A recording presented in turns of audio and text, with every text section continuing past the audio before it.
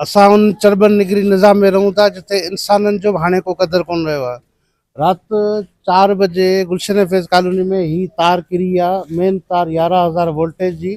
उन खां पोइ जेको आहे वरी बि लाइट चालू कई हुई आहे किरण खां पोइ बि। उन टाइम अलाह ख़ैर कयो त रोड ॿाहिरि को हिते रस्ते ते हलंदड़ कोन हो, न त जानी नुक़सान जो अंदेशो हो। उन खां पोइ पाड़े वारनि जेको आहे राति जे नाइट स्टाफ खे इतला ॾिनी आहे जे हिते अचण लाइ तयारु कोन्हनि, न ॾिसण न कुझु। सुबुह जो आया आहिनि, फॉर्मेलिटी पूरी करे नाइट ड्यूटी वारा विया हलिया आहिनि।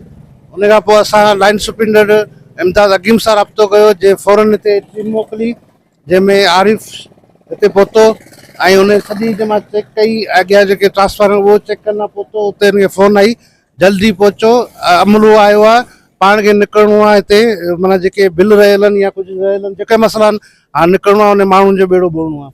हिननि खे सिर्फ़ु पैसा यादि आहिनि, हींअर एमरजेंसी लागू आहे, बरसाति जो वॾो हिकिड़ो माना निज़ाम लॻो पियो आहे। राति 4 ॾींहं खां 2 ॾींहं बरसाति हली आहे, अॼु वरी बरसाति ॿुधाई अथनि, त हुनजे बावजूदि तार ठाहिण लाइ तयारु कोन्हनि। ही तार ईअं नंगी पुंगी रखी आहे, जेके लाइट अचे को माण्हू मरे, जान नुक़सान थिए, एक्शन खे इन्हनि जी परवाह कोन्हे। एक्शन टुंड मोहम्मद ख़ान खे सिर्फ़ु पैसा ॾिसण में अचनि था, ऐं जेको पाण करप्ट कनि था उहो ॾिसण में शइ नथी अचे। हिते को नुक़सानु थिए, हिते मासूम ॿार तव्हां पाण ॾिसी सघो था, जेके बीठा आहिनि मासूम ॿार आहिनि। हिते चुपायो माल जेको हले थो, वॾा हलनि था, कारोबारी वापारी हलनि था, पर हिन को बि क़दुरु कोन्हे, का शइ कोन्हे। तार अञा ताईं 11,000 वोल्ट जी लटकी पई आहे। हीअ असांजे टुंड मोहम्मद ख़ान जो एक्शन आहे, जेको हिते वॾा कारनामा करे ड्यूटी करण लाइ स्टाफ हेठियूं तयारु आहे, पर ड्यूटी करण ॾियण लाइ बि तयारु ई कोन्हनि।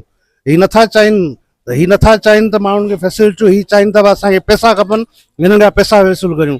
असां वञूं MNA सां गॾु फताऊं करियूं, MNA खे ॾेखारियूं असां टुंड मोहम्मद ख़ान में वॾा कारनामा पिया करियूं। कारनामो इहा सुबुह 5 बजे खां तार लटके बि को अचण लाइ तयारु कोन्हे। अफ़सोस आहे एक्शन टुंड मोहम्मद ख़ान ते। वधीक पाड़े खां पुछण तार केॾी महिल किरी आहे? में तार किरी पई आहे सुबुह 5 बजे खां, ऐं हिते केरु अचण लाइ तयारु कोन्हे। वापडा वारा बि माना बिल वठण पंहिंजे टाइम ते ईंदा आहिनि, ऐं सुबुह 5 बजे खां वठी इहे तार किरी पई आहे। हिते केरु कोन थो अची सघे, नंढड़ा ॿार मासूम हलनि पिया, कंहिंजो हादसो पेश थिए त पोइ हिननि खे त का परवाही कोन्हे। बिल वठण पंहिंजो ईंदा, मगर ही जेकॾहिं केरु हिनमें ठहे या थिए कुझु त पोइ केरु हिनमें ज़िम्मेवार आहे? 4 बजे अविनाश नालो आहे। तव्हां किथे वेठा आहियो? शहर में गुलशन फैज़ में वेठा आहियूं। 4 बजे खां पोइ केरु आयो आहे? केरु ई कोन आयो अञा ताईं। केरु ई कोन आयो आहे?